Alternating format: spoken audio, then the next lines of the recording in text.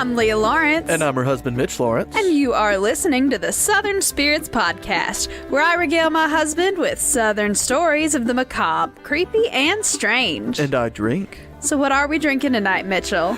Our beer tonight is Brother Joseph's Belgian-style Dubbel Ale. This is from Straight to Ale in Huntsville, Alabama. 8% alcohol by volume. And I've been instructed to not have a Let's Read the Can section because Leah just told me not to. So I guess we'll see why soon. But all the info for this beer is online, so you can look it up. Apparently the story is something we're about to talk about. So Yeah. What I have to say about it, it is a light and sweet Belgian beer, but it's stronger. It's almost like a brown Belgian beer, so it kind of overpowers the traditional taste of a Belgian, which I like about it because I don't like Belgian beers for the most part. They're too sweet and bready, you know? It does taste like drinking a slice of bread to me, but whatever. It's Yes. good bread. It's like monk bread. A But little heavy on the wheat, so yeah. I agree with that. But I do like it. It's not my favorite thing, but I'm not going to seek it out again, for instance, but I enjoy it while I have it right now. And the can's fun. Yeah, it's a very pretty can. They did some hella artwork on this stuff. I give it a 7 out of 10 overall. Cool. Our liquor for the night is very upsetting. We're drinking Pineapple Grande Amber Brandy, blended and bottled by Paul Masson in Bardstown, Kentucky. This is 27% alcohol by volume, and there's nothing on the bottle, so let's read the online description. A delicate balance of Paul Masson brandy with overtones of candied pineapple and tropical fruit aromas. All right, let's get into the personal section. Aaliyah and Amber brought us this from somewhere because they said, "Hey, it's Southern." This is absolutely terrible. Well, they were they brought us adorable baskets full of fun Halloween goodies to celebrate our 10,000 downloads. Which, Yes. thanks y'all for that. Yeah, thank you very much. We're for significantly over that now, which is also exciting. But, Yes. So don't bring us any more of this. But they did bring us a bottle of Paul Masson, and I think it was just to torture us. I don't know. I don't know either, but it's fucking We're gonna awful. take a shot of it, maybe. I hope I don't know that this is gonna be one of those episodes where I want to try the shot. I'm really hoping that Mitch gets all of them incorrect. No. I mean, look. All right. I will say this. It is not the worst thing I've ever had. Okay? It's tolerable. But if you have any choice of anything else, take it. This gets a 4 out of 10 on ice. It's actually not... Like, it's tolerable on ice because it's really sweet, but then you get, like, vomit taste in your mouth, and it's not like your vomit. Like, it's coming from the brandy. No, like there was a particular kind of antibiotic that they used to have when I was a kid, and I got all sorts of, it was when I got strep throat, I got that particular antibiotic. I don't remember what it was, but it was a bright yellow syrup, and it had the consistency of snot, and it tasted exactly like Paul Masson pineapple brandy. So, Well... gross. We also looked up what to mix with it because who the hell knows? It's pineapple brandy. So we Who mix has it that? with Coca-Cola because it says do 1 part of the pineapple brandy to 3 parts Coca-Cola. And look, that's not bad. But I think it's because it's 3-to-1 Coca-Cola. Yeah. It's mostly Coke. I gave that a 7 out of 10. They call it on their website, because I did look it up on the Paul Masson website, and they call it a pineapple tropicola. Yeah. Well, that's not bad. But again, I think it's because there's so much Coke that you don't taste the brandy. Yeah. So there's that. But even with that score, I'm giving this a 4 out of 10 overall. I haven't gone below 4 yet. I don't know that I will. This is really bad. It also doesn't help that we have off-brand cola. Oh, Yeah. that's awful. That too. Did you just have some? Oh, I did. Just that cola by itself is miserable. Oh yeah, it's really bad. Y'all don't buy it's your Dollar Coke Tree. from the Dollar Tree. It's Jesus. Dollar Tree Coke. We went to get Chinese food and you're like, we need something to mix with that shit. Let's go and get some cola. My tongue's angry. I can't drink that. Yeah, it's bad. Ugh. Anyway, that's it for the alcohols. Oh, that's a funk. Kind of disappointing night. The beer's fine though, so we can deal with that. Woo. Well, what do we have next, Leah? I think we're going to go straight on to listener mail. Listener mail. listener mail. We have listener mail this time? We do, and we have physical listener mail again. Isn't that exciting? That is exciting. We got a postcard from Melbourne, Florida, from a listener named Libby. Melbourne? Melbourne? Melbourne? I think it's only Melbourne if you're in Australia. I think it's just Melbourne. I think there's a Florida province in Australia. I don't know. Anyway, but she dropped us a really cute postcard that looks wonderful. It looks like the beach. Thank you, it's Melbourne. a picture of the beach. It doesn't just look like the beach. Who was it? Who sent us that? A listener named Libby. Libby? Libby. From Melbourne? Mm-hmm, from Melbourne. Melbourne, Florida. So, thank you so much for that. And she even put some cute little ghost stickers on the back of it, and I'm pretty pumped about it. Thank you, Libby. So if anybody else wants to send us a postcard, because y'all don't know how excited I get when I open our little post office box door and there's a postcard sitting in it, like, it sort of makes my day bearable. Thank you very much. So if anybody wants to send me a postcard, I am here and ready to receive it. Our post office box is P.O. Box 1743, Hartselle, Alabama 35640. Drop it in the mail, and I'll talk about it on here. Oh, and I do want to say, give a little teaser before we get into anything else. We will be revealing Patreon levels at the end of this episode, so stick around. Yep, stick around. That's it. Is that it? Yeah, that was it. That's all that I had. That was your teaser? Yeah. You want to tease a little more? Nope. No? No, Okay. then it won't be a tease. Oh. Well, that's not much of a tease anyway. That's fine. Anyway, so, funny place names? Yeah, let's go to funny place names. All right, well. Thank you for suggesting that. Excuse me. You're excused. Ooh, don't like that. Anyway, there's a multitude of terrible flavors that are just inundating my mouth right now, and I'm not okay with it. Buh. Anyway,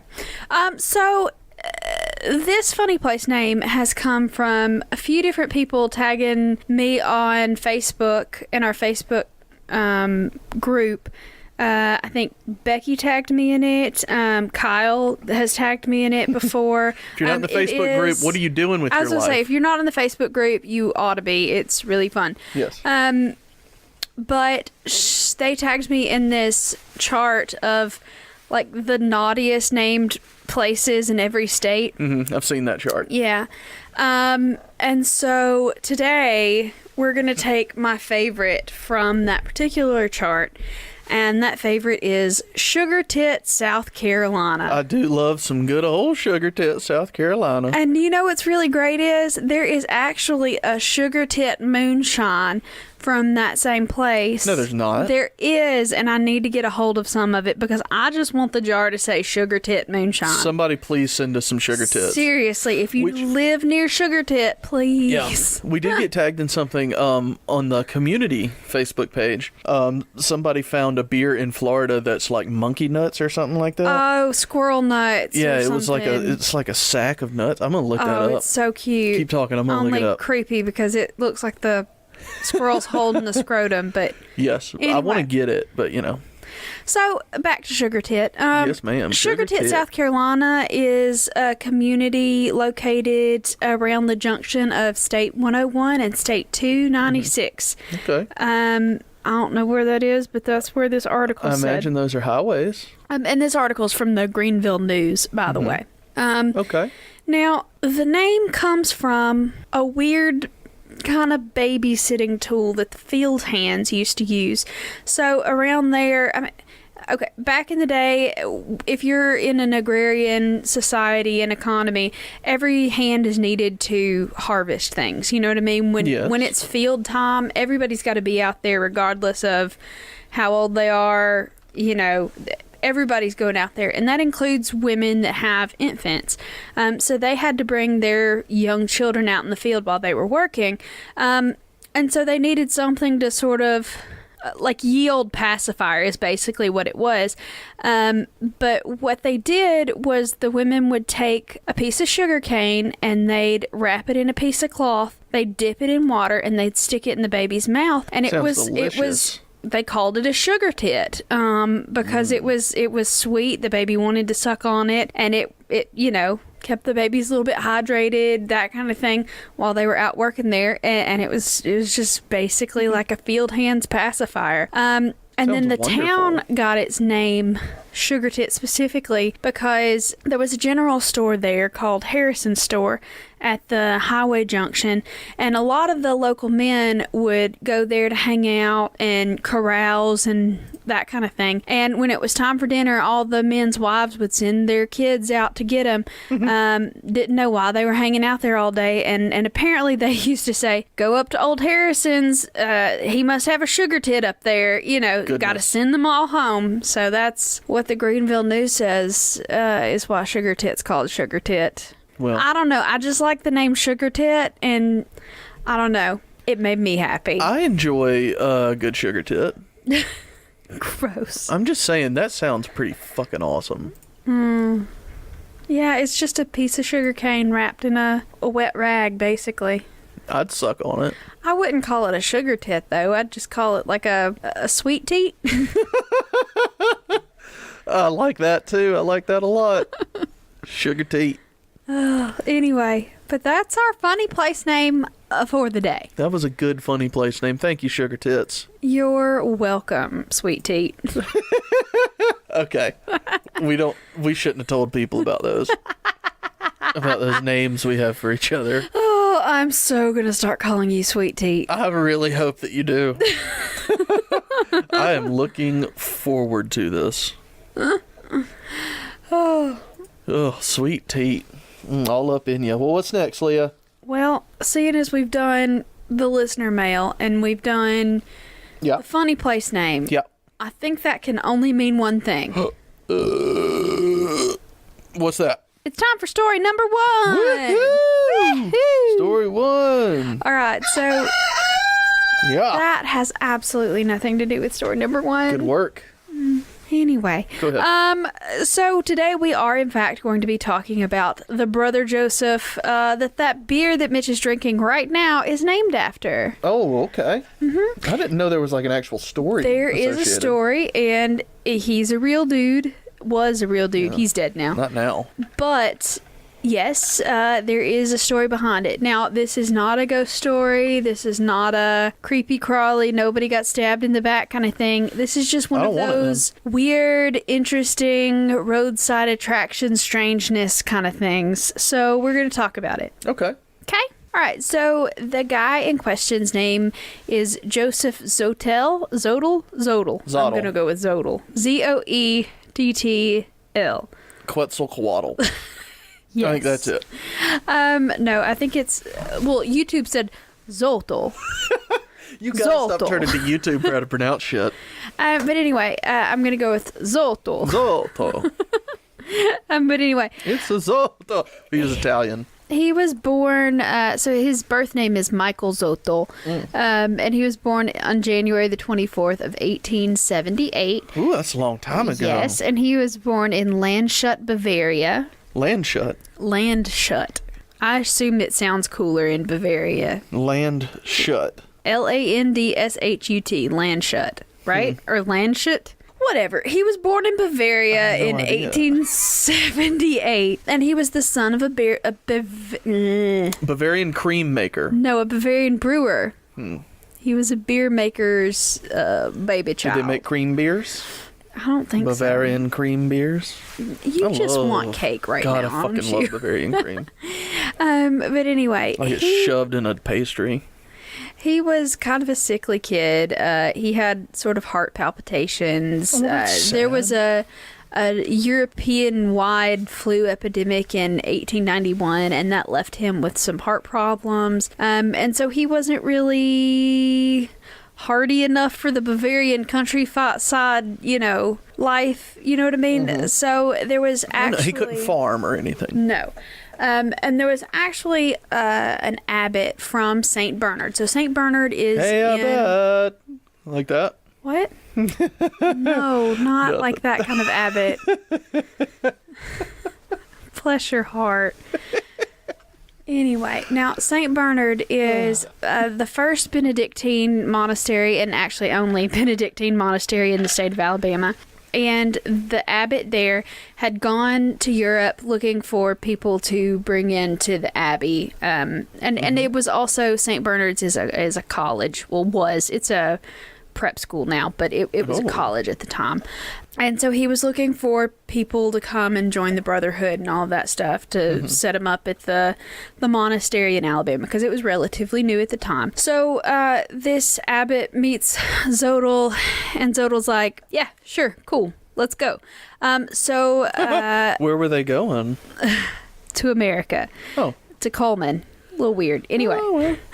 But anyway, Zodel arrived in the United States at Ellis Island. He immigrated through Ellis Island and in 1892, and he was immediately taken to St. Bernard's Abbey in Cullman, Alabama. And that, was very far away from Bavaria, and like I said, a long way from New York. Fuck that.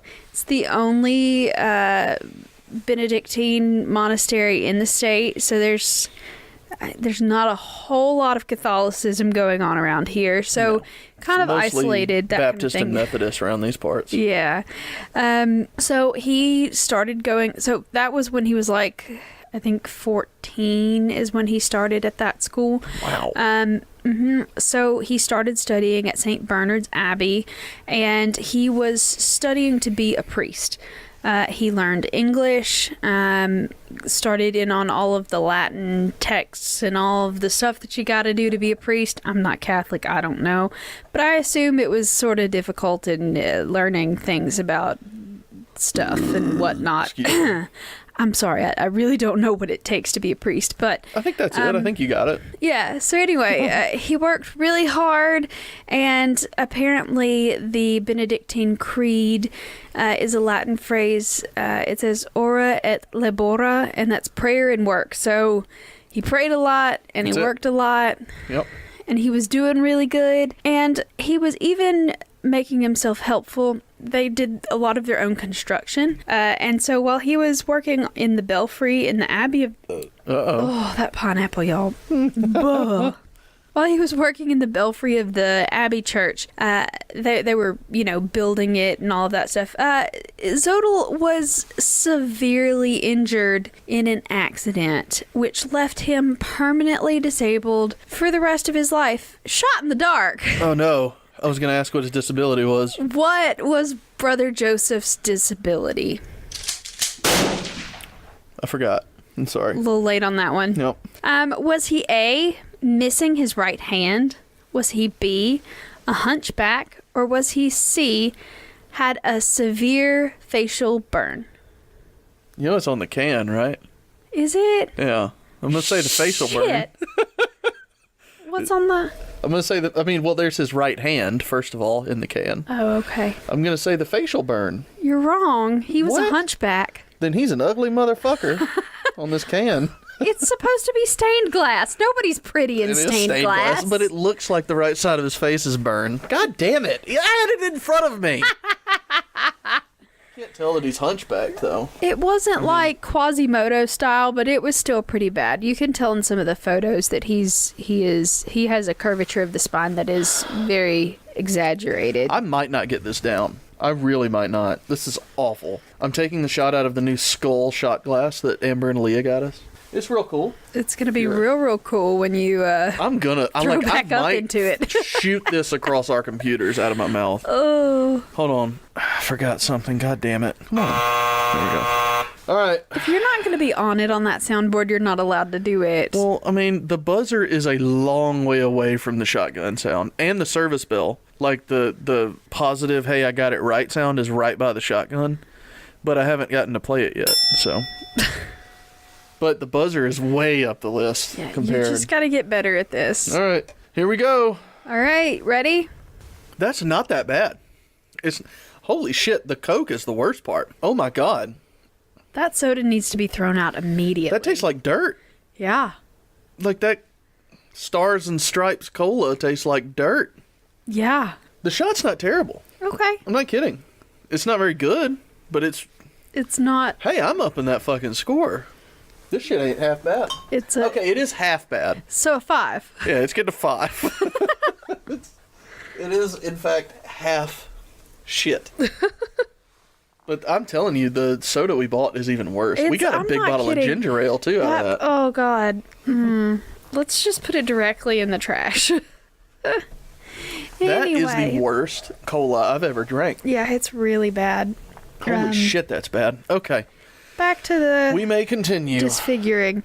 So yeah, he had that injury, and it aggravated an already existing back problem that he had, and it did leave him a hunchback. Now, there was a problem with that because the Catholic Church at that time wasn't as accepting of everything. Of disabilities? Yeah. That happened in service to the Catholic Church? Yeah. Oh, okay. And so, like, a rule from that time is anybody that had, now they called it a canonical impediment, but basically if anybody had a noticeable disfigurement or disability, they were not allowed to be a priest because they said that was too distracting, and people that were distracting couldn't be priests. It's not in God's image. I guess. You have a disability. I guess. So basically, just him working hard basically tossed him out of the running for being a priest. So instead of like just leaving, he was like, all right, fine, I've done this my whole life, we're just gonna keep at it. So he decided to remain at the monastery as a brother, and so he formally joined the community as Brother Joseph, and he stayed in Alabama for, the rest of his life. Sometimes there's some notes about short trips to Virginia and that kind of thing, but for the most part, he didn't travel very well because of his hunchback. Yeah. It made travel very difficult for him. So for the most part, he spent the rest of his life in Alabama, and he became the guy that was in charge of the new powerhouse that they had built there. So he was the coal guy, and he was pumping oil and coal in the powerhouse like up to 17 hours a day. Just tedious, backbreaking, all day, every day. Just awful. Can't stop, won't stop. Yeah.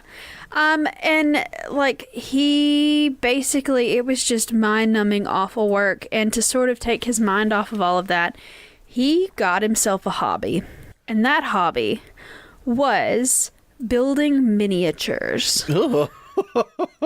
Creep ass. So why is that creepy? That's fucking creepy, Lee. I'm sorry, I thought it was cool. Alright, well, depends on what the miniatures are of. Was it the little altar boys? We're getting there. No, he's not that kind of priest. You don't know. So basically, to pass the time, he started building little rock grottos. So like one of the superiors at the abbey they've got a gift shop there at the abbey, right? And they sell little like figurines, and they've got the saint pendants and all of that stuff. Well, they had gotten in a shipment of like 500 of these little Virgin Mary statues, little miniature, like a couple inches tall statues. So he took 2 of those and he made little grottos around them, little sort of things, and apparently they were really pretty and cute, and they sold them in the gift shop really fast, and so they were like, hey, can you make more of these? And he was like, yeah, sure. So he made over 5,000 of those before he quit counting how many they sold. Oh, so he kept going though. Yeah. That was just where he stopped counting. Yeah, like they got really popular, and they sold, and he was bringing in bucks for it. So he got a little bit more ambitious with his miniatures. So do I from time to time. He started with some simple Holy Land structures. So, like, you've seen the little square dirt-looking buildings, like Jerusalem-y kind of thing. Yes.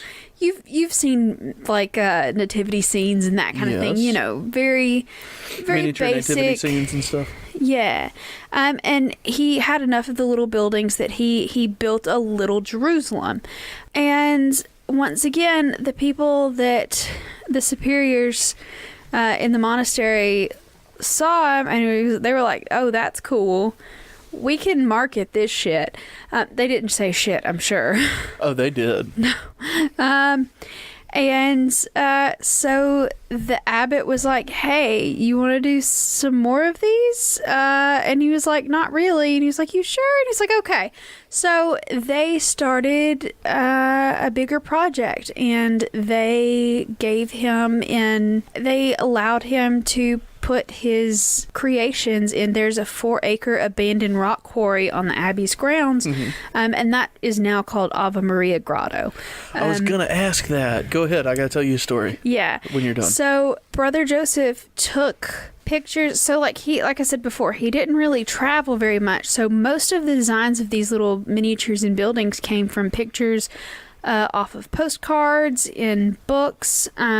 So they're not all 100% accurate because he usually only has the one vantage point of this. But they're freaking amazing. There's buildings of like there's a replica of like the Leaning Tower of Pisa. There's a replica of the Basilica of St. Paul. There's like the Vatican is completely done. He did the entire Vatican there? The entire Vatican. There's a Colosseum out there. There's he's even made a replica of the powerhouse that he was working in all the time. There are structures, that weird Viking tower thingy in New England somewhere here. You know what I'm talking about, right? Nope. Okay, well, we'll talk about that someday. All right. That's a really interesting structure, but he did one of those. He did all of like the famous cathedrals throughout Europe. They're all done in there. He did what he thought the Tower of Babel was. He did St. Peter's. I mean, just like, if you can think of it, he probably did it. And then he also did some like weird stuff. He did like a Hansel and Gretel fairy castle kind of thing. There's a dragon hanging out down there. There's a dragon in the Ave Maria and Grotto. If you've never been, like, it's just... No. Like, it's I haven't. really, really cool because you're just walking around and you're going to notice a different thing every time. Like, there's a little Noah's Ark, and there are little tiny plastic animals going up onto the Ark, and just, Well, that's cute. It is cute. It was just really, really cool, and it completely covers the side of this hill. Like, seriously, Google the pictures right now. Just Google. Right now? Mm-hmm. Well, okay, while I'm doing that, I want to tell you a story. So, we do have to go to and through Cullman sometimes to do stuff. I just had to go, today, because my doctor's in Cullman. I had to go to the doctor for a little while. And you can see signs. There aren't, like, billboards. There's nothing flashy, but it's like the little by-road brown signs that say Ave Maria Grotto with an arrow pointing to them. And every time that I pass those signs... I'm not kidding. I'm in my car and I'm listening, like today, for instance, I was listening to a TED Radio Hour podcast. And when I see that sign, I immediately, every time, go, Ave Maria Grotto, Ave Maria. And I sing the whole fucking thing to the tune of Ave Maria Grotto. That is not the tune. I know. I do it every time. I did it today. I was like singing. I was screaming in my car. I actually sing the Ave Maria song in my head. Well, I was doing that. So. But you cool sang pictures. Ave Maria to Hava Nagila. That's not the same religion, sir. I know. And it makes me so happy, though. I do it every time. I was screaming in my car today on the way back from the doctor. Oh, bless your heart. But anyway, yeah. I had to get my gamer's thumb checked out. He made all of this stuff out of basically just like architectural trash. So like people would even send him crap from all over the world. Like at one point, like there was Jesus, this stuff is so realistic looking. Yeah, isn't it crazy? Yeah. But he made a lot of it out of concrete, and then he also used shells and pieces of glass and any like costume jewelry. There were like cold cream, hand cream tubs, and all. Just if it was there, he would freaking use it. And we need to take a trip over there and take some pictures for social media and stuff, and let people see some some of these things because nobody's Yeah. going to travel to Cullman to see this shit. No, it's really cool. I think it's like a few bucks to get in, but like you can walk the whole trail. There's picnic sites out there. It's you do have to exit through the gift shop, and there are some really creepy crucifixes in the gift shop. Well, but of course I haven't been in several years, but this looks like a lot of fun. I think we should go really and take cool. pictures and post them with the episode release this weekend. all right. Well, I don't know about all that. That seems like a lot of work. It does sound like a lot of work, but We can do it. Like I said, it was just, and all of it was made by that one guy. You know what I mean? Like it was just. Well, he had nothing else to do. They wouldn't let him preach. Priest. Apparently.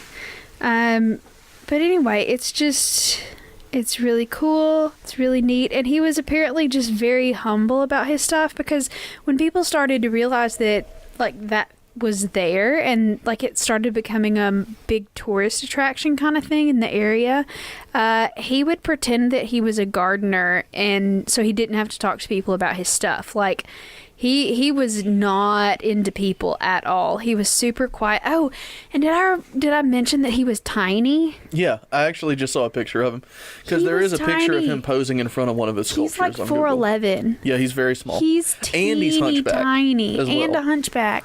Is that spina bifida? No, that's not spina bifida. That's No, a completely I different was thing. to say, spina bifida is when your spine grows outside of your body. It's a birth defect problem. His shit. was an after. Yeah, he fucked himself up. Well, that bell tower fucked him up. But anyway, that sounded weird. Him being. Hey. Anyway. Try That not to do hunchback the went up and that bell Quasimodo. tower fucked him up. Y'all. Oh, God. Oh, was this what the Hunchback of Notre Dame is based on? No. Not at all. Different centuries, sir. I love But putting anyway. accents where they don't belong. But anyway, and he also did some other. It's not just buildings and stuff. He also had a little memorial to all of the St. Bernard's graduates that were killed in World War II. There's also a memorial to all of the victims of the atomic bombs in Nagasaki and Hiroshima. Oh, that's sweet. I mean, it's a bunch of stuff. And then after, let's see, Joseph died in 1961, and there's a life-size bronze statue that they put there that in too. 2009, and he's itty-bitty. And it, like I said, And it it's is a life-size. life-size statue of him, and it's tiny. You're terrible. Did they like even put the hunchback in the statue and everything? Yeah. That's Like I said, terrible. it is not a super pronounced, like, Quasimodo kind of hunchback, but it's enough that it was recognizable. But they also buried him in this fancy ass bronze coffin because he was that cool and he brought that many people into the abbey as like over 60,000 people a year still visit this place. They've got really that cool. Blooming Festival that's really fun. Did you say Lemon Festival? Blooming Festival. Blooming Festival. Hey, I wouldn't put it past them. There's a fucking strawberry festival that comes around once a year. Well, the strawberries is also a big deal there, and like they serve strawberry waffles at the Bloomin' Festival every year. Oh, let's go. And then the monks there make this bread that is freaking incredible. They just call it monk bread, and It's like monkey bread. Like it's sweet. well, no, they have several different varieties. Yeah. But the kind that I always get is the cinnamon raisin, and it's delicious. Oh, that's right. I've had that. It's really good. Slather a fucking teaspoon worth of butter on it. Yep. It's God. quite nice, and it's all made by hand there at the monastery by the brothers. So if you're ever in Cullman, Alabama, and you've got like $7 to spare, And and you 6-7 want to hours. see, it's really not that big. No, it's not long. It's they're miniatures, so Yeah, it's a lovely little hike back in there. The entire campus is absolutely gorgeous. Cullman's, that area is really pretty. It's beautiful. well preserved. And thankfully, when those tornadoes came through Cullman a few years ago, it didn't touch any of that stuff, and there was no damages there. So it's still pristine. It still looks great. So if you want to see, they call it, I've heard it called a few different things, But Jerusalem in miniature is what I heard it called when I was little. But it's way more than just Jerusalem. It's the cool stuff is not Jerusalem at all. Well, that's sacrilegious. But anyway, they call it the Miracle in Miniature, I believe, is the new brand. I do want to go. I've wanted to. So now we have motivation to go. Yeah, well, I thought you would want to know what your beer is named after tonight. Thank you for letting me know. It's very sweet of you. Welcome. All right, well, I guess that's story 1. Yeah. In the books. Excellent. How about we move on? Yeah, let's move on. Nah, you're right. Let's just cut it. No, story number 2. Now, run it. You know how that last one was really happy and fun? I honestly didn't pay attention at all, so I have no idea. You didn't pay attention to the story that I just spent 20 minutes telling you? Mm-mm. Yeah, I did. Go ahead. All right. Well, this particular story has a lot more murder in it. Oh, those are fun. Let's do those. I like cults and murders and shit. All right. Well, we're going to be talking about... Well, first, we're going to Nashville, Tennessee. Uh-oh. And we're going to be talking about the string bean murders. String bean? Mm-hmm. I heard you say something to your dad the other day about this. Mm-hmm. You said, I'm going to tell the string bean murders. Yep. I didn't know what that meant. Well, I'm about to tell you, sweetheart. All right. Now, do you know who String Bean was? I know who Butterbean was. No. That's not who it is? No. It's not the fat boxer? No. No, I don't know. So, David Aikman is his name, but he's better known as String Bean. Okay. He was born on June the 17th of 1915, and he was a banjo player and a comedian and just an altogether fun kind of guy. That's fun. He was best known as his in his role on. He was a main cast member in the television show Hee Haw. If you've ever seen Hee Haw. Hee Haw. Hee Haw. Hee Haw. And he was on the Grand Ole Opry as just a staple there for a long time. And like I said before, he was a banjo player. He was very well known for clawhammer style banjo playing, which... What is that? It's real old-timey, jangly, jang, you know, really... So a banjo. He played the banjo. But I mean, like, there's different styles of banjo. There's really not. There is slapping and picking. Well, this is definitely of the slapping and picking variety. It is not it's banjo. That was my point, exactly. What I'm saying is this isn't the bluegrass finger-picking style kind of stuff. It's really... There's other banjo besides bluegrass, though? Yes. Is there rock banjo? I know Bella Fleck plays banjo in, like, some rock-style songs, but it's still, like, bluegrass in a rock song. Actually, Bella Fleck, some of that stuff is real trippy kind of stuff, too. Well, yeah, I mean, he loves drugs, like everybody, but I'm just saying, it's...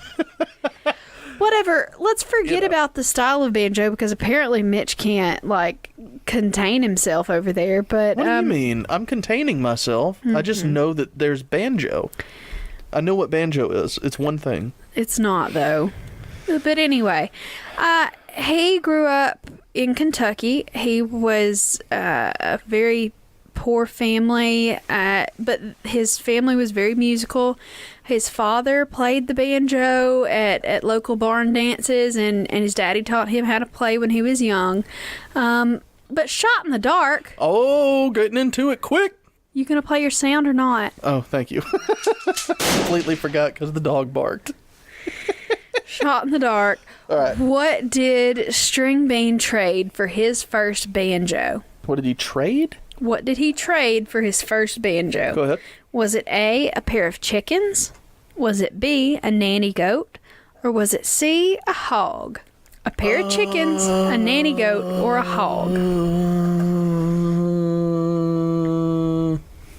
It's a very good question. Because I'm not sure if it means mother goat, I'm going to say nanny goat. A nanny goat's just a female goat. Yeah, that's what I'm going with. No. God damn it! I haven't gotten a shot in the dark in so long. That's why you should not brag, sir. Bag? Brag. I don't bag. Alright, I'm washing it down with Brother Joseph this time, because that cola is so disgusting. So, hold on, I forgot something. We must pause. There we go. So you going to tell me what it was that he traded while I take this shot? I will. Look, that's not terrible. It's not good, but it's not... Still not going to take a shot of it. Anyway. So, string bean traded... In string in the membrane. Yeah. In string. He traded 2 prize Bantam hens in exchange for his very first banjo. Well, that's sweet. Mm-hmm. What made them prize hens? Did he take them to competitions? All I know is everywhere that I saw, I looked it up. I looked it up in a bunch of different places, and it just said he traded 2 prize Banty hens for his first banjo. Did one of them win Best in Show? Yes, at the chicken show. The chicken Minster dog show. I mean, I said that a minute ago. Was there a Westminster hen chicken show? Anyway, You're right. Traded chickens. He got a banjo. Let's keep moving. Okay. So it turns out that he grew up to be 6'5", and then turns out to be a very talented banjo player. Hey. He entered a talent show and he won. And the person that was emceeing the talent show at the time's name was Asa Martin, who I know, but you probably don't because you aren't cultured. Correct. And she played the musical saws on the Opry. Ooh, I love musical saws. Yeah, and she was pretty popular. She actually got kicked out of the Opry, I believe, for drug use. For being later a whore? on. No, for drugs. Being a hooah? She wasn't a hooah. She probably was if she was doing all them drugs. Whatever. She smokes, she pokes, Leah. You know what's up. Got to... You cannot leave that in. It's staying. It is Everybody not. knows. Everybody knows that. Mitchell, that is the worst thing you have ever said. No, it's not. It's not even close. Oh, I'm vetoing that. Okay. Anyway, Asa Martin was a musical saw player, and she was really popular, and she knew a bunch of really influential musicians at the time. She's actually the one who gave him his name, because when he came back out to be awarded the prize money for that talent show that he won, she forgot his name, so she called him String Bean because he was so tall and thin. And so the name just sort of stuck, and he used it for the rest of his career. Yeah, I'm sure she wasn't hooing around calling him String Bean. Mm-hmm. But anyway, he started getting gigs because she helped him get his first, paying gigs. And he performed part-time, but then he was also traveling the South as a semi-pro baseball player. Because apparently that's what a bunch of the old country music stars used to do. Most of the old athletes, like way back when, professional athletes, especially professional baseball players, had off-season jobs, like they were farmers and other shit even during the season, but for the most part they played professionally during the season, and then they had their other jobs in the winter. They did other shit. But I mean, like, everybody apparently did it. Roy Acuff, Charlie Pride, Jim Reeves, and anyway, he ended up meeting Bill Monroe through playing baseball, which is crazy. I didn't know Bill Monroe played baseball at all, but I don't know who that is. Holy balls. Mitchell, you live how close to Nashville and you don't know who Bill Monroe is? I do now. I lived in Montgomery for a very long time, and I don't like old music. Never have. God, you're awful. Anyway, I don't know how I married you. You should have done some fucking research. You're not wrong. But anyway. This is on you. Like I said, he got connected with Bill Monroe playing... Bill Monroe is like the father of bluegrass music. So he played the banjo. Well, no, but he was very influential in that musical genre, and he's basically a god in Nashville, so don't look at him sideways, okay? He's dead now. I wasn't planning on it. But I just don't know who he is. Yeah, but anyway, he ended up joining Bill Monroe's group, and he played music with him, and he ended up leaving Bill Monroe's band to join up with some vaudeville type people. And anyway, he careered around and got popular, and he ended up on the Opry. And he was initially put in as just a banjo player. But one of their performers didn't show up one night, and so they were like, okay, does anybody else have anything else they can do? And he's like, yeah, put me in, coach. And so they did. That's a good one because he's also a baseball player. Yeah. You see? I see what you did there. And so from then on out, he was a singer, he played banjo, and he did comedy routines that were really funny. He did comedy? He did comedy, and actually it was at the Opry that he met one of his best friends named Grandpa Jones, who was another big star on the Opry and Hee Haw and all of that, which you would know if you had culture, but you don't. I don't care for the Grand Ole Opry. Well, I mean, I grew up going to Opryland. That's where we went on vacations. Lame. I know, but I loved it. But anyway, so it's just sort of difficult to say how popular Hee Haw and the Grand Ole Opry was at the time. Like, it was national, absurd, like, just, it was a huge deal. He got so famous that, you know, you could walk down the street and everybody would know who he was. You know, it was that level of fame. I knew they were popular. It wasn't my thing. And one of my favorite things about String Bean is that, now, he's 6'5", and he wore a very interesting costume. Now, 6'5" back then is incredible too. Yeah, people weren't that tall back then. He was absurdly tall and very skinny and thin. Now, there was another performer on the Opry that you may have heard of. His name is Little Jimmy Dickens. Nope. Okay. I don't know any of these things. I'm telling you. Well, Little Jimmy Dickens was just a country music guy, star kind of thing. But he was only 4'11", right? He's tiny, hence the name Little Jimmy Dickens. He was Brother known. Joseph Zoll. No, he was known for wearing those flashy nudie suits. You know, everything was rhinestoned and sequined and embroidered. That and sounds just fucking awesome. I want one of those suits. It was fucking to the nines. Well, he was so little, you know, that his pants were little, and because he's little, you know. Yeah, I get it, but that's really funny. But anyway, String Bean comes up to Little Jimmy Dickens one night and says, hey, if you've got an extra pair of those pants laying around that you're never going to use again, I'd like a pair of those. And he's like, fine.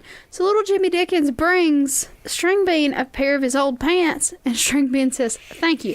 And so he goes out and he gets a shirt made that is super duper long, and he attaches it to the bottom of those pants. So if you'll look up String Bean, you'll see that he's wearing these tiny little pants at the bottom of this real long shirt. So he looks like he's this massive tall man, but his legs are real short. It's really funny. Well, that's very funny. Yeah, I see that. That's really, really funny. Yeah. Oh, so this was his gimmick? Mm-hmm. He had real short pants and a real long shirt. He had the tiny little pants. How'd he even move? You can't walk like that, man. But anyway, like I said, he was absurdly popular, and he was, it turns out, making a hell of a lot of money doing that, because he's also on a recording label and making records with the rest of those people, collaborating and all of that stuff. And like I said, his music was more sort of novelty song, joke, funny kind of things, you know what I mean? So it was really popular. It sold pretty well. And he was on the Opry all the time. He, like I said, was making a lot of money. But the thing is, he grew up in the Depression era, and he didn't trust banks I don't trust banks. Well, he didn't trust banks at all, and he had a lot of extra money because he and his wife, now I should have mentioned this before, but he married a lady named Estelle, and she was Estelle Bean? Estelle Aikman.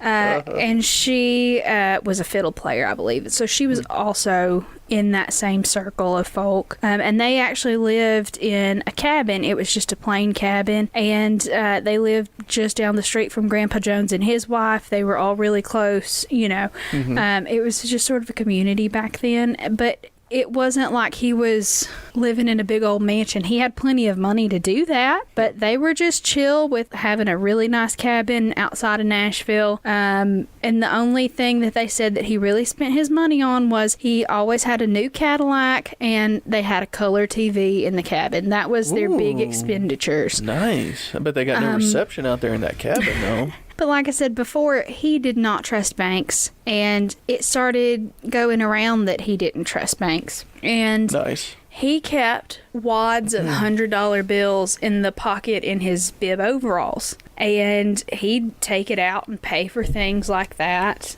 And he'd, show people his money in his pocket and that kind of thing. And it sort of spread all over town that he doesn't have a bank account. All of his money and all of his cash and stuff is on him all the time. And people at the Opry, all of the stars and Grandpa Jones and everybody, they were like, look, you can't not have a bank account. You've got to put this money somewhere. You've just got to. That's not safe. Everybody knows that you're walking around with a shit ton of cash. And I'm not talking about $50. I'm talking about like $3,000 in the front of his overalls at Smart. in the 70s, you know what I mean? Like that's a fuck ton of money. You can't do that. Well, it turns out that he never did go open that bank account like everybody said. And he continued stashing his money in his clothes, but he also had made his own little secret safety stash box that he kept the majority of his money in at his house, but nobody knew where that was. Not even like his friends. It was just known that they kept the money somewhere, but nobody knew where. And it was in, you said, a guitar case? I didn't say where it was at all. I thought you said something about a guitar We're case. getting there at the end, but we've got to go through the actual murders before we get there. I'm sorry. Now, Where did I get guitar case I have from? no idea. I don't know. What was I listening to? The voices in your head, apparently. I think so. I just heard guitar case. No. But it sounded like you, so No. at least you're the voice in my head. He didn't play guitar, so that wouldn't make sense. But anyway, on Saturday, November the 10th of 1973, String Bean was on the Grand Ole Opry Hour. That was a radio show that they did, and he was performing that evening, and two men drove up to his cabin, and they knew that he was performing live, so he wouldn't be at the cabin, right? So they took that opportunity to break into his cabin, and they ransacked the entire place looking for the money. And they had turned on the radio to listen to it to make sure that they still had time. You know what I mean? Because they assumed that while that program was on, that he wouldn't be coming back. Well, it turns out that he was sort of at the beginning of that hour, and once he finished, he had Estelle bring the Cadillac around. They got in and they drove home. Well, they came in while they were still ransacking that house, and the ransackers completely failed to find any cash, and they spent way more time in the home than they were expecting to, because they just could not find all of the cash that they knew was supposed to be there. Well, String Bean and Estelle came back in while the thieves were still in the house, and String Bean was known to carry a gun, so he entered with his handgun drawn, and he told Estelle to stay in the car, and so I guess they could hear the radio or see lights or something. I mean, I'm sure they left things open. There was a car still there, that kind of thing. So he had her to stay there, and he went in with the gun. Well, they had a struggle and all of that, and String Bean was shot. Estelle heard the shot. She got freaked out, got out of the vehicle, and she started running away, but they chased her down the driveway and shot her dead, and the men left with a chainsaw and a pillowcase and some guns, but that was their take? That was their haul. That was their booty. But they left $3,000 in String Bean's bib overall pocket. So they didn't check him. And they left $2,000 in Estelle's pockets. So they didn't check the bodies after everything. $5,000 that they just left there because they didn't check anything. Well, I imagine after they killed him, they were like, "This is more than we wanted to do, so we need to go." We just not accidentally, but we just. They didn't set out to hurt anybody. They wanted to steal. They just wanted to steal the money, but Right. they ended up killing two of Nashville's most beloved icons at the time. I would love to see a movie like this, like a Fargo type movie, where it just ramps up to this, and it's just, I don't know what the word is, like suspenseful the whole time, and then all of a sudden there's like, oh shit, we killed them. Now what? Just like a dark comedy like that, just like Fargo, like I was talking about. That's, oh god, I love those kind of movies. They make me so uncomfortable. She died right out there, and they left her in the grass, and their friend Grandpa Jones and his wife discovered their bodies the next morning, which I'm sure was just... I'm sure that was rough. Yeah, you think? What time of year was this? November. So it was probably cold up there, too. Yeah, it was November the 10th, so it was already pretty chilly up there. Oh, that's my birthday. Yeah. Fucking shit. November the 10th is my birthday. Yeah. Y'all take notes. Send me shit. You're ridiculous. I know, I'm the worst. And my birthday's 6 days later, in case anybody wanted to know. That would be the 16th of November. Anyway. We're so close in birthday. Yeah. So, obviously, hysteria and pandemonium just sort of ripped through Nashville and all of the hee-haw stores. Yeah. Because the Grand Ole Opry had actually been running a tour of the stars home tour, on a bus kind of thing. Stop. Most of the... That's just awful. Like, did they go there that morning? Did they take a tour there? Because I know that most of those things, like in Los Angeles, are not the real homes. You know what I mean? Like, quite a few of them are like, here's my home for your tour. Like, I have an extra home that you can have people come by and see from the street, but you're not coming to my actual home. Oh, no. This was legit. These people. It was the 70s. It was legit the people on the Opry's houses. That's not and that's okay. What I'm saying. That's not okay. And after the Dubbel murder, all of the stars were like, "Look, you need to stop." Super famous. That's what I'm saying. After those murders happened, all of the stars were like, "Look, you cannot list our houses anymore. Just nope." Yeah. Absolutely not. Well, obviously these people didn't do it for, like, they weren't crazy stalkerish type of people, like, No, they were just assholes. Yeah, I mean, okay, they were just trying to rob people. Yeah. And it didn't work out. But they were trying to rob them specifically because they knew they knew who they were and that they weren't going to be there. Mm-hmm. Got it. They didn't set out to murder somebody, or two people for that matter. No. But still, I get it. I'm just saying. But anyway, I'm a little drunk. Yes. But the police ended up getting some leads because the killers couldn't shut the fuck up. Within 2 months... Like they told a bunch of people? Yep.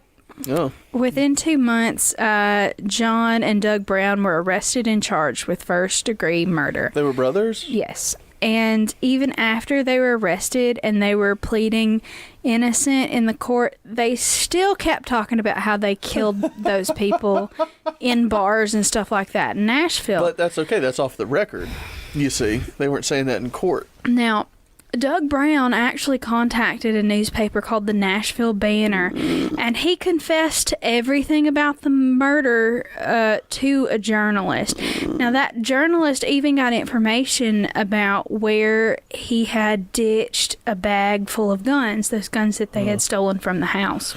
Well, this journalist's name was Larry Brenton, and he didn't want the police to know and publish that information before he got that scoop and published it in his papers.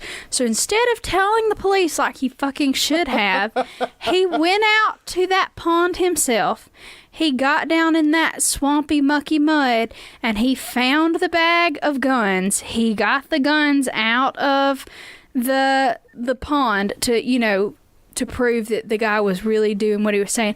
And instead of, like I said, turning it over, he waited a whole day until that story got published before he told the police.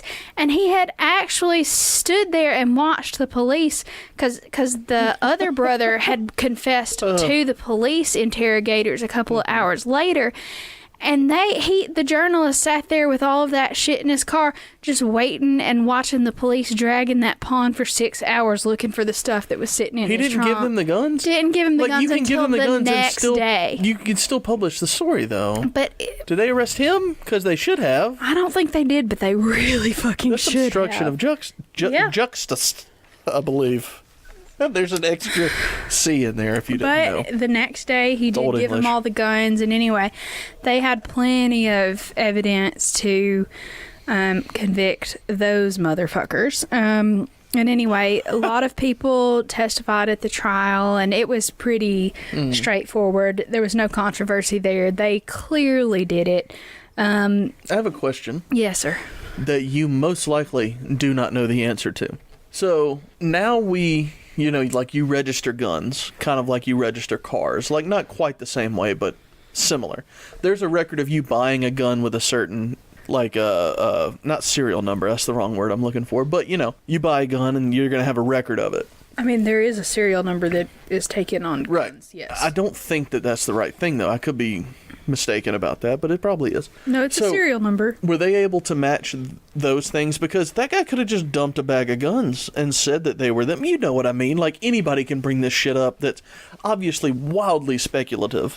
Well, but were they able to match those guns to string bean, was my point. I believe they were guns that were known to have been his, and a lot of the times some of that stuff was, it's Nashville, and some of the pistols and stuff like that, the grips are all engraved, and people give gifts of guns that have people's names on them. Like that. I would say engraving and flashy, gaudy things are a big deal, and I would assume at least one or two of them had distinguishing characteristics that they could have tied that back to.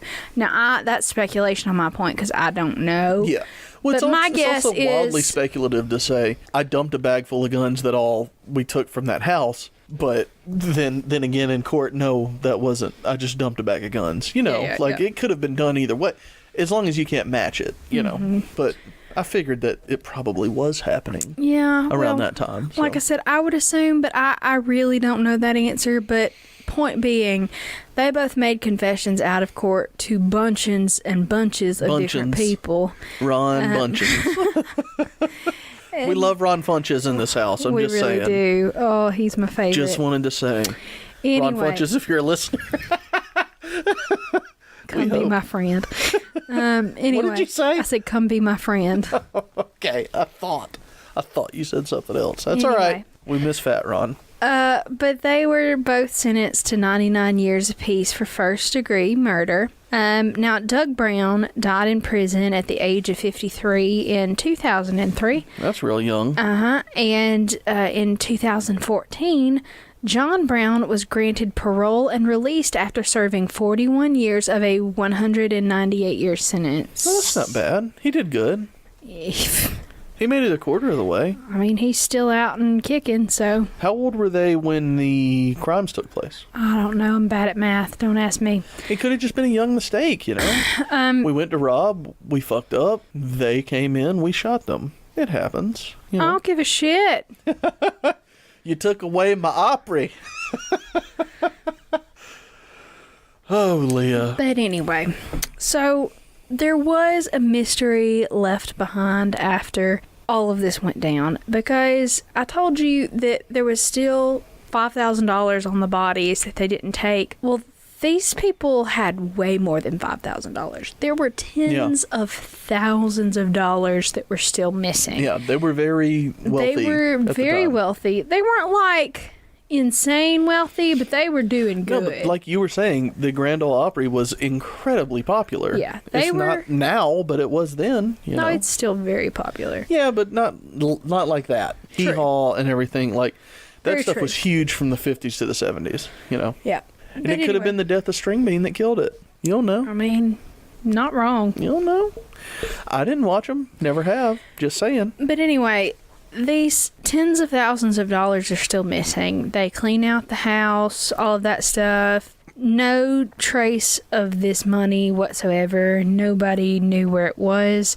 None of their friends knew where that secret place that he kept that money was. And it was just missing. The fortune was gone. Nobody had any clue until 1999. No. A man rented out that cabin that belonged to them, and he was sitting next to the fireplace, and he had built a fire, and he noticed little strips of paper flying out from behind one of the stones in the chimney. That's not good. And he looked at it and thought it was weird. And so he sort of pulled that stone loose, and it was the remains of what had been tens of thousands of dollars, because apparently mice had gotten back in there and shredded all of that cash to make beds. You know how mice do with paper. Yeah. So they shredded those thousands and thousands of dollars to make little micey beds out of. And that, in fact, is what happened to the string bean fortune. And that money. Yeah, it sat in that chimney for 22 years, buried in the wall, and the money had rotted, and the mice shredded it up, and just tens of thousands of dollars completely gone. I was going to say the bills themselves might have been worth a lot of money, because they're like older. Yeah, they're like collector's items. And not necessarily collector's items, but, they're worth more than their actual face value by that point, probably. Well, yeah, but also because they were involved in that particular story, and it was owned by someone famous. But yeah, no, just shreds of $100 bills. Before you said that, I was going to say that he probably did what most crazy people who don't trust banks do, and he probably buried it out there in like a swamp somewhere. Like buried it where only he knows where it is, some marked tree or something. Nope, but no, he put it in the chimney. Well, and anyway, but that was the string bean murders. Two that was a good one. Really, that's a good true crime story. Cool people from Nashville, just really sweet, Can honest we do Selena people. next? Where did she get killed at? I'm pretty sure Mexico. That's what I thought. Now, if we want to do it for a technically Patreon Southern. extra That's episode, we could. Southern. Oh, yeah, let's talk about Patreon. Fuck yeah. So story 2's over, right? Mm-hmm. Thank you for reminding me. All right, special announcement time.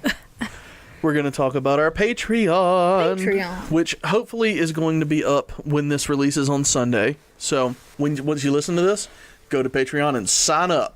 Join that possum passel. Yeah. Join the possum passel and get you a sticker to prove it. Yep. Because we're about to give you the levels right here. On our Patreon, we are going to have 5 levels.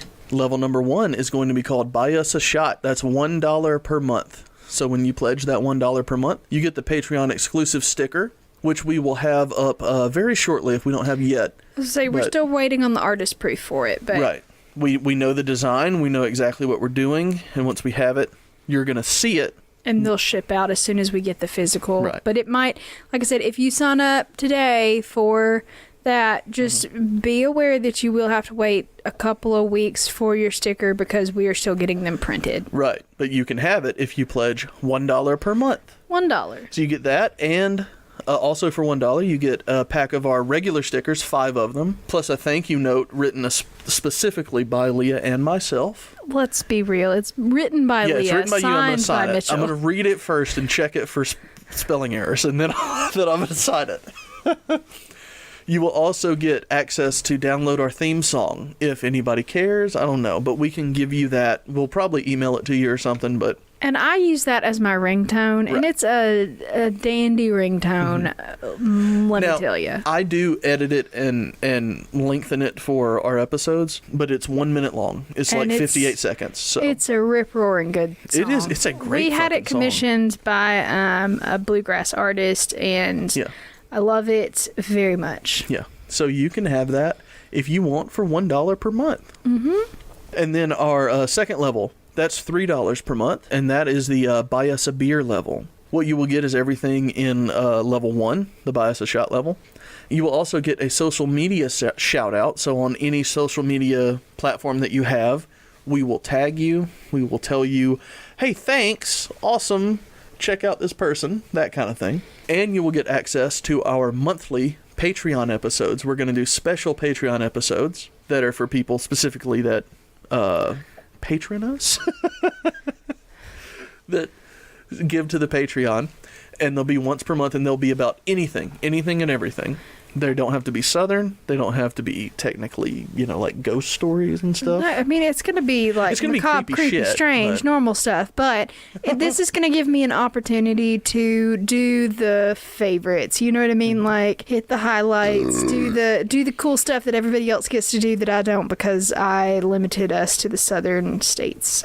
So if you want to know my take on some of the more mainstream things like Loch Ness and the Winchester Mystery House and that kind of thing, like that's coming in the Patreon episodes. So if you're interested in my take on that kind of thing, how many dollars was that one? $3? $3. Yeah. So you can have access to all the Patreon episodes for $3 per month. Level 3, that one is called Buy Us a 6-Pack. That's $5 per month. And once you pledge that, you get everything in the first 2 levels. So you'll get your stickers, you'll get your shout out, your thank you note, our song, the episodes. You will also get access to the live stream that we're going to do monthly before we record those Patreon episodes for about an hour or so before we start recording. Leah and I will just have like a thing on our webcam on our laptop where we're answering questions or just talking, really, and we're just going to be there live. Yep. So hang out with us before we do that. We will talk about literally anything you want for that entire hour, and then we're going to cut it off and record our Patreon episode. That's everything for level 3. Level 4 is called Buy Us a Cocktail. That is $10 per month. And once you pledge that, you get everything in the first 3 levels. And you also get to decide the topic of one Patreon episode.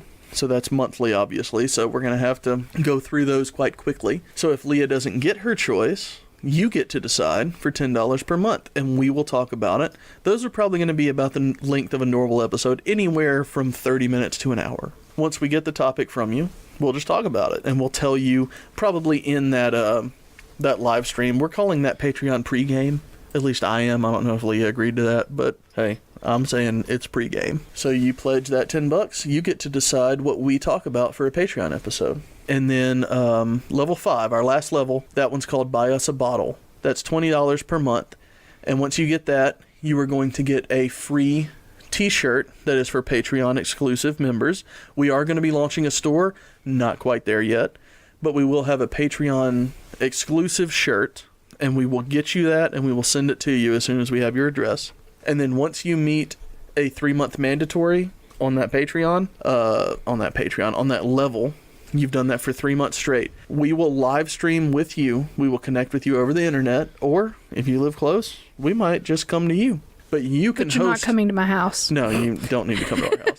But you can host your very own Southern Sampler, which we haven't done for a while. Our friends are busy just like we are, so we haven't been able to have any Southern Samplers. But we will have you on to tell your very own story to Leah and I. Mm-hmm. Once you've done $20 for 3 months. Yeah, you can guest star. Yes, do whatever you want. You can be your very own Southern Spirits host, and that'll be a full release. That's not a Patreon exclusive. That's everybody that is can going hear on it. the Southern Spirits Just everybody. podcast. So if you want to be the star of an episode, give us $20 3 times. Give us $60. There you go. But in 3 convenient payments of $20 a piece. Yep, but you get everything below that as well. And so you get a t-shirt, to decide the topic of a Patreon episode, plus you get the live stream access and the shout out and the episodes access and all the stickers and everything else that we've got. So, we hope that people want to give to our Patreon. We are going to have this live when this episode releases on Sunday. And this is just preliminary right now.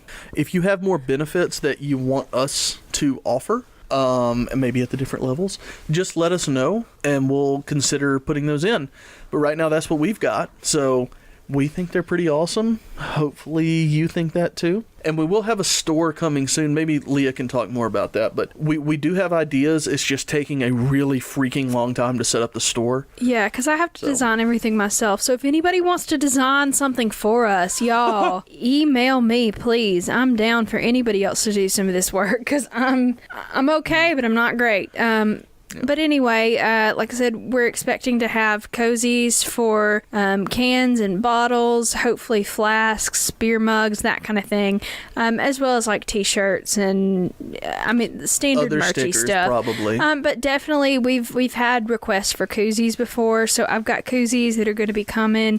in several different designs and patterns and that kind of thing. I've just got to get all of the design work completed and finalized and all that stuff. So if there's anything that you want on a t-shirt, if there's a phrase or something funny that you think would make a great t-shirt, y'all let me know. I'm open and willing to do anything that will make you happy. As long as it's legal and isn't terribly embarrassing. It might not be legal. But anyway, that's all I had. You ready for a toast? Oh, yeah, we're doing the toast. Completely forgot about the toast. Do it. All right. Everybody out there in podcast land, hoist your goblet high into the sky. Tonight we are toasting Brother Joe and String Bean and Estelle. When you work real hard like Brother Joe, they put up a statue of you in the grotto. Sorry, I know it's terrible. Sorry. Next line. Put your cash in a bank and not in your house, 'cause paper's just paper when you are a mouse. Drink. Second stanza went real well. First one was fucking awfully. I don't mean to make you feel bad, but you could have done so much better. It's really hard to rhyme the word miniature. But you rhymed grotto. With Brother Joe. Still haven't drank for it. I know it was bad. I'm sorry, but the second one was cute. No. Half of it was terrible. The other half was fantastic. Yeah. That was a real good one. But we're getting better, because last week all of it was terrible. No, not all of it. It was just all like, real bad. Like, there were a few good words. I was proud of the second part of this one. Yeah. Can you give me that at least? Yeah, that one was pretty good. Oh, God. If you want to see any more of Leah's poetic skills, follow us on Facebook and Instagram at Southern Spirits Podcast. We're also on Twitter, where I do not write any poetry, at S Spirits Podcast. You can send us any stories or personal things like alcohols we should try or personal experiences at southernspiritspodcast@gmail.com. You can send us postcards or any fun stuff to our P.O. Box, which is P.O. Box 1743, Hartselle, Alabama. That's HARTSELLE 35640. And I think that we had a real good week, and we will see y'all next time. Bye, y'all.